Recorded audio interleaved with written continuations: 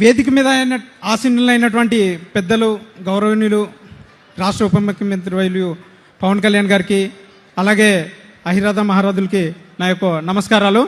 నా పేరు చెట్టి ఆనంద్.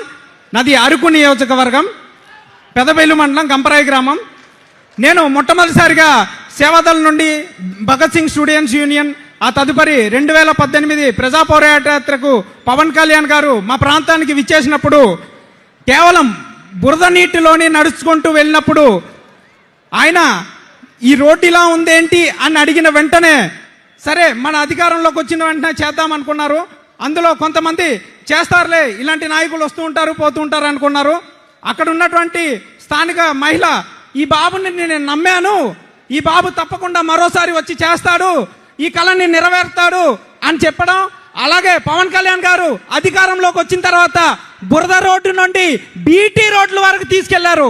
అంటే ఇక్కడే ఎంత మార్పు జరుగుతుందో ఒక్కసారి మనం అందరం ఒకసారి ఆలోచించాలి.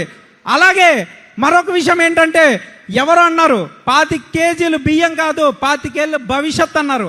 ఆ భవిష్యత్తుని, అలాగే ఆయనకున్నటువంటి ఆశని, ఆలోచన విధానాన్ని గిరిజన గ్రామంలో ఉన్నటువంటి నాలాంటి యువత ఎంతో మంది ఆయన వెనకాతల ఈరోజు MBA చదువుకున్నటువంటి నాలాంటి వాళ్ళు పీజీలు చదువుకొని, డిగ్రీలు చదువుకొని